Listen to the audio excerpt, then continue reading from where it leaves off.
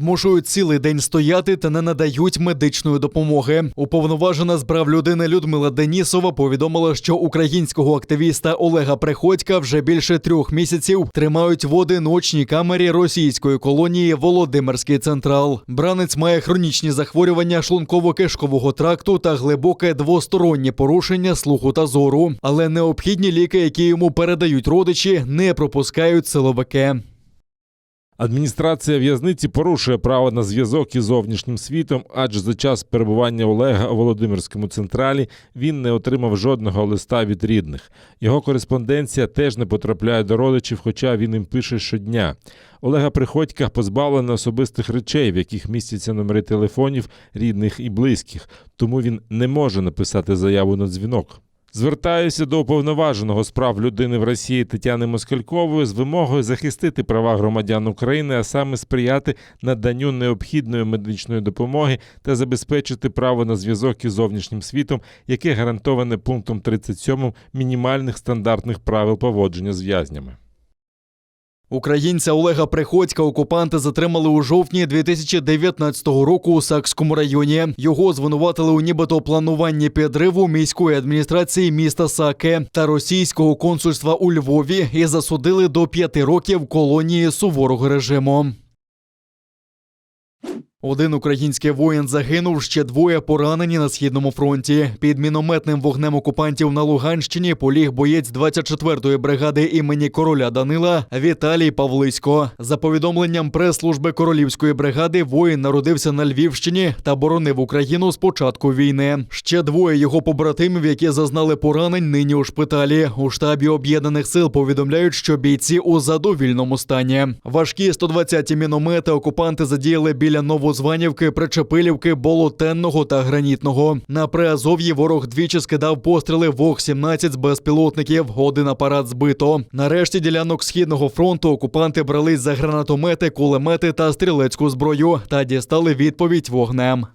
Крім того, на Луганщині зафіксовано проліт ворожого безпілотного літального апарату, ймовірно типу Орлан-10, з перетином лінії зіткнення. Українські захисники відкривали вогонь у відповідь, не застосовуючи заборонене мінськими домовленостями озброєння, та змусили противника припинити обстріли. Завдяки зусиллям українських воїнів рубежі наших підрозділів залишилися незмінними. Впродовж поточної доби, 8 листопада, порушень режиму вогню з боку російсько-окупаційних військ не зафіксовано.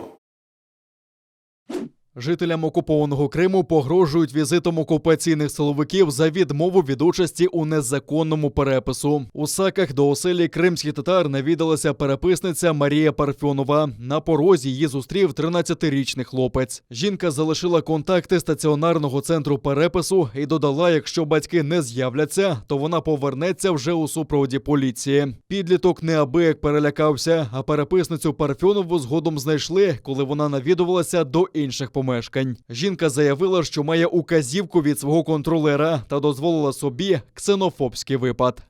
Мне мой контролер сказал, что если мы пройдем несколько раз по одному и тому же участку, то значит потом следующий уже участок будем мы проходить то же самое с контролером и с полицией. То есть так я просто уважаю всех людей, все нации, всех русских и прошу людей связаться со мной. Я сейчас вам не задавал вопрос о нации, это во-первых. Хорошо. И во-вторых, зачем пугать несовершеннолетнего ребенка 13 лет полиции? Мой хороший, я вообще даже не пугала. Я дала мой номер телефона и попросила, если нет взрослых, связаться. Вы не попросили, вы потом пригрозили ему, что придете с полицией.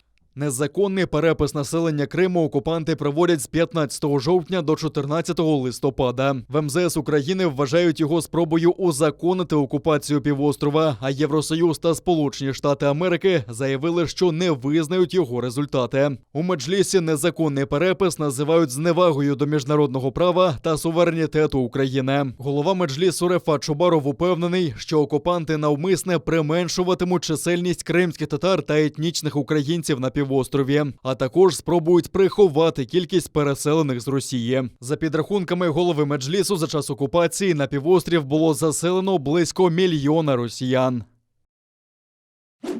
ФАП на місці колишнього кримсько-татарського цвинтаря. В окупованому Криму у селі Богатир Бахчисарайського району почали зводити фельдшерсько-акушерський пункт на місці, де до депортації ховали померлих. Про це повідомляють місцеві жителі. Вони обурені такою неповагою до покійних. Раніше вже були спроби побудувати на цьому ж місці дитячий майданчик, але місцеві жителі домоглися, аби цього не робили.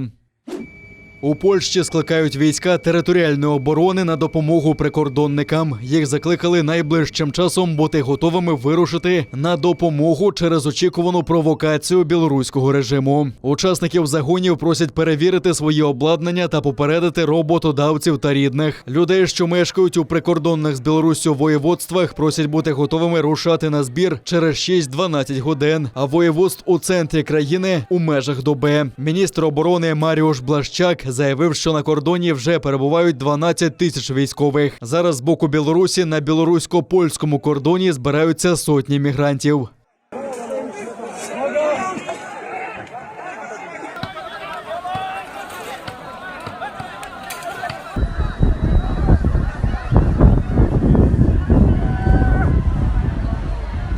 На кадрах можна побачити, як вони йдуть вздовж траси. Їх супроводжують білоруські силовики у військовій формі та зі зброєю. Деякі з них зі службовими собаками. Мігранти стоять прямо перед металевим парканом з колючим дротом, який розділяє територію двох держав. Там уже сталися провокації. Як повідомила речниця польської прикордонної служби Анна Міхальська, патруль солдатів війська польського обстріляли з боку Білорусі, ймовірно, холостими набоями. Про стрілянину на кордоні з білоруського боку повідомили й литовські прикордонники. Близько півночі на території Білорусі біля Швеченського району було чути 3 постріли. За годину на цій же території пролунав ще один постріл. Відразу після опівночі в ніч на п'ятницю на кордоні Білорусі та Друскінінкайського самоврядування Литви було випущено 7 сигнальних ракет. Якщо білоруський солдат цілиться у нашого солдата з автомата, перезаряджаючи його, наш може подумати, що зараз пролунає постріл. Поки що цього не сталося. У солдатів, які встановлюють загородження на кордоні, кидають петарди, залишають підозрілі пакети. Коли білоруський солдат, який зробив це, швидко втікає, то можна припустити, що відбудеться вибух. З такими ситуаціями ми стикаємось щодня.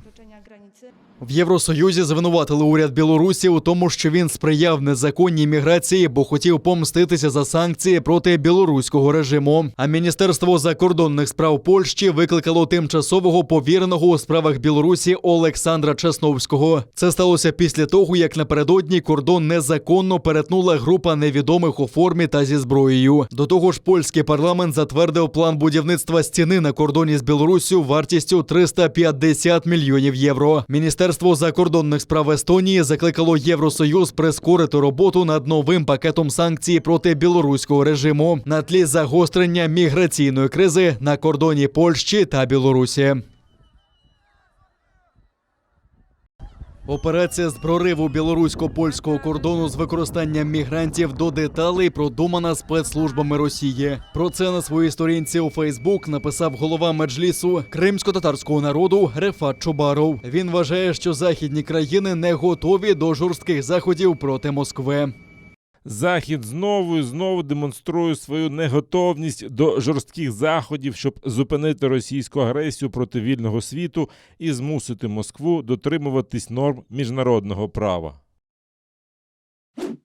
Москва посилює протиповітряне угрупування в окупованому Криму. Там розмістять зенітно-ракетні комплекси С-350 «Витязь». Це мобільна багатоканальна зенітно-ракетна система, призначена для захисту від ударів з повітря. Система розроблена концерном «Алмаз-Антей» для зенітних ракетних військ ВКС Росії. Про розміщення цих комплексів повідомив командувач військ Південного військового округу Олександр Дворніков. На озброєнні військ ППО цього округу вже стоять зенітні ракетні системи С-400 «Тріумф» та зенітні ракетно-гарматні комплекси «Панцер-С».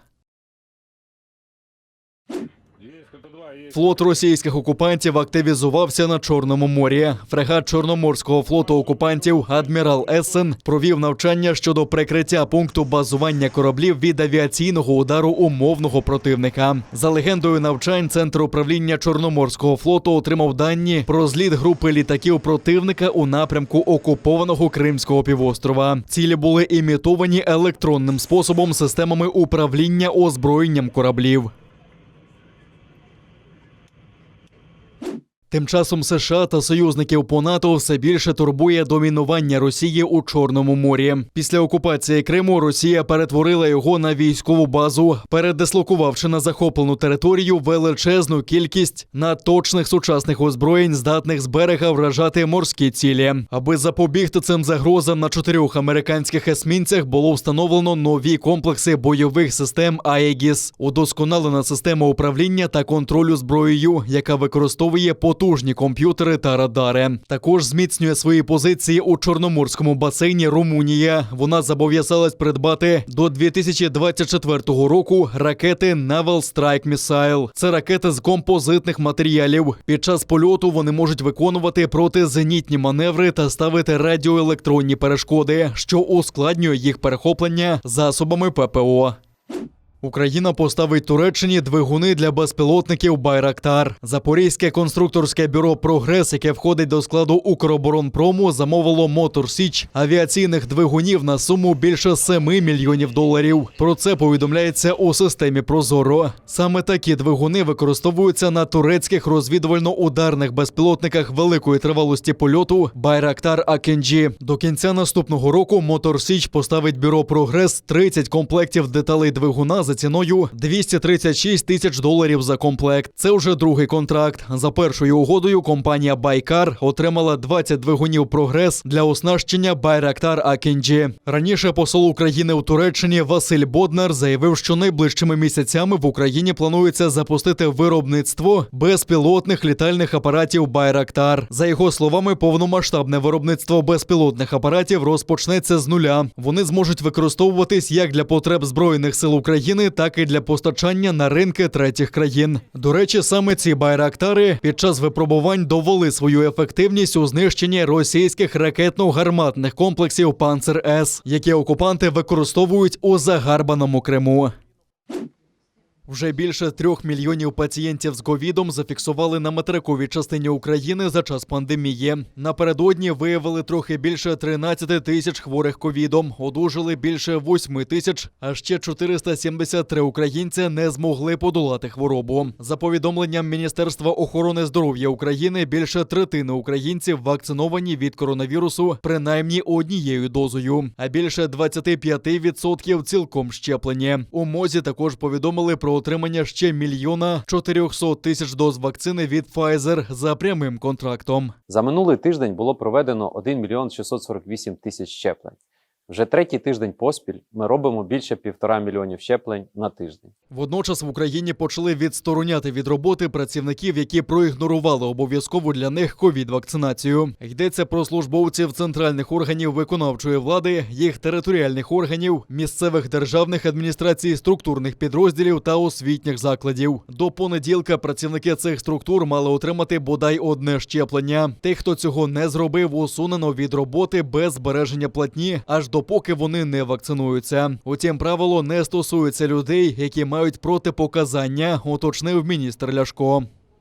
Працівники вказаних організацій, які станом на 8 листопада 2021 року не матимуть хоча б одного щеплення проти COVID-19, будуть відсторонені від роботи без збереження заробітної плати до моменту отримання щеплення.